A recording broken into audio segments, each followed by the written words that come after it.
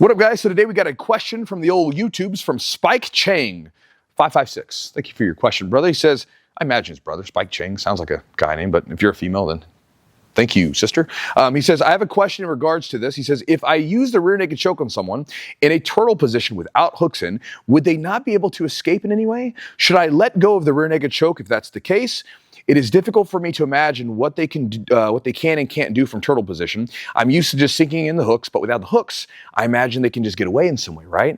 Also, same question for you, if you can do this. If they're laying on their side and I use a rear naked choke on them without hooks, how could they get away? What could you do? I'd like to see and know how they could escape or some options on how to finish them. So, brother, thank you for the question. And look, we're going to do something real quick. I'm going to show you both in the gi and no gi some different options you can use. I honestly think that you maybe have to rethink, and I think this is a really useful thing for most people. Maybe start to rethink the way that you think of back mount, because this is something that's been really useful to me. And if I go and watch most of my competition matches where I'm up against good black belts who are going after me and we're battling, and I've got a pretty good number of rear naked chokes to my name, most of those rear naked chokes were finished or applied before I ever got the hooks in, right? Because everybody gets focused on the hooks. I'm going to show you kind of why maybe sometimes getting the hooks is not always the best thing and why maybe there's other ways to do it. And again, this is in my bearded opinion, my bearded experience, so you may not agree with this, but try it out. And I'm going to show you a couple different submissions that you can use in the gi and the no gi, in turtle position and from that side control position where their back's turned to you. Let's get into the moves. So first off, if you're talking about turtle and choking, if we're in the gi, the clock choke has to come up, right? It has to be on the list of things to do because it's such a good choke here, okay? So the clock choke, for me, I got this, I think it was from Mario Spurry, right? Years ago, he was really good at the clock choke. I watched one of his instructionals, put it to work, good tip. So when we go for the clock choke, raise up a little bit, Marvin, all the way up. The first grip that I'm gonna be really focused on is that grip. A lot of times, especially with collar grips and with choking grips, we want to get the first grip and we want to make it a finishing grip. Because you think, as soon as I go in and I grab, now his defense is going to be up. He's going to be fighting that hand, right? But in a lot of cases, you can get one grip in before they start doing that. So we want to make that a finishing grip. So what I'll do is I'll pull the slack out of the gi using the hand here and bang, right in. That motion. I could do this all day. I can fight this. This may not seem like a big deal, but most people do not have that ability to fish in a grip really fast. So, pop, right there. We're now ready to finish. This is a finishing grip because it's right there against the neck, okay? Now come back down. So we're here in a turtle position. Get the slack out, get the first grip. Also, if you notice something, this is a small detail. Come in close, Jay. Get a close up here. Close up of the gi. So from here, we're in the position. This is a cool detail. We push. You take your thumb and you push right at where the seam is of the collar. And what you do is you push that in like this.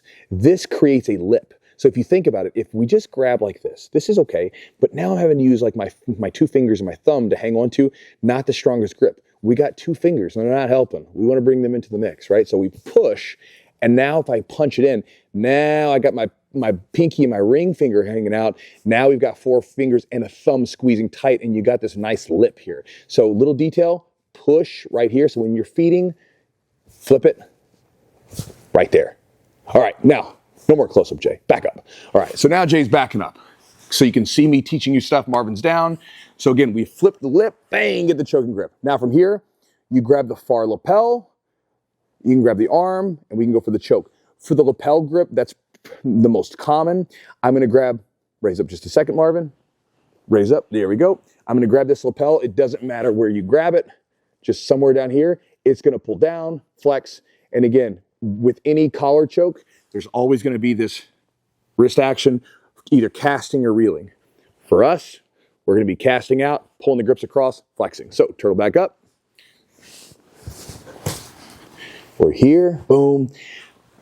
There's different ways to finish this. One of the most traditional ways is we let our hips begin to sag over top of his shoulders to keep him pinned. I let my forehead go to the ground. And I begin to walk my body like the hands of a clock, flex the grips, and go. And again, the most important part about that is the hand action. Now, I have deeper instructionals on the clock choke on the channel if you want to watch one of those. So if you want to go deeper into it, hear me talk more about it, you can do that. Let's talk about some other options that could happen in no-gi.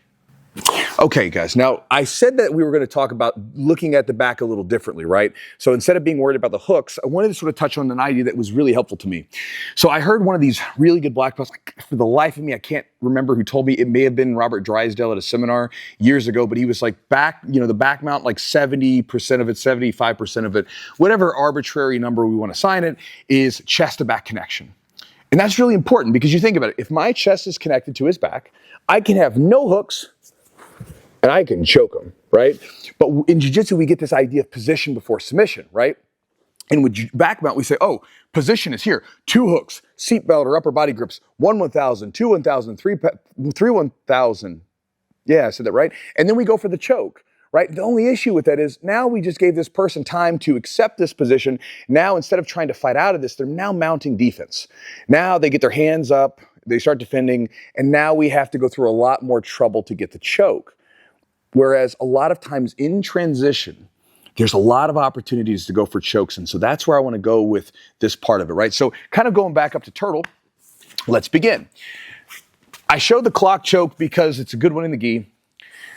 But let's say, first off, a beautiful one that's very similar to the clock choke is you can do sort of a no-gi version of it, where if they're here, a lot of times you will just find people leave their neck up because they don't feel threatened here, because they have bought into the idea that, oh, he cannot choke me. He doesn't have 2 hooks. He doesn't have the seatbelt grip. He has not held position for 1 1,000. He's not going to, you can choke. As soon as your chest is to their back, you can choke them. Always be looking for chokes as soon as chest to back occurs, right? So we're here. I've got a few of these in competitions where you get underneath just like this. Here. And then I can do the same sort of motion where I let my hips walk to the side.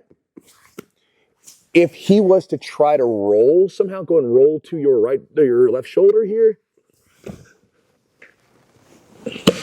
I can follow him with the hooks. And the reason why I can follow him with the hooks is because my chest to back connection is there, my friend. So again, come on up for me, Marvin. As we go through some of these, this is just going to be kind of a theme. Like if my chest to back connection is here, if he starts to roll away from me,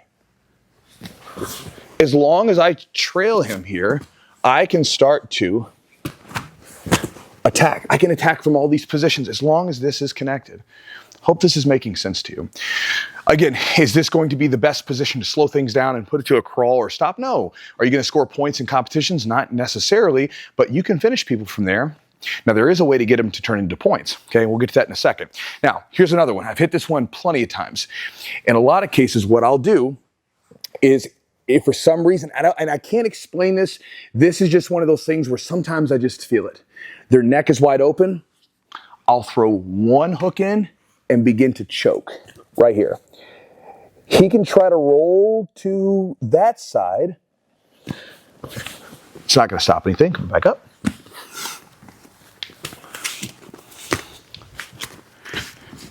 So I'm here, hook and choke. He can try to roll back towards me.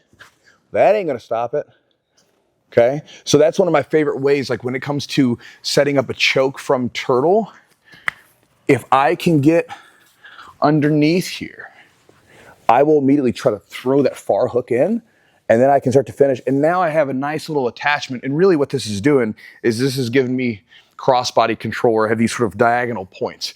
I've got his hip and I've got his shoulder, which locks me to him, right? And then I can, as long as I can maintain that chest to back connection, we're solid.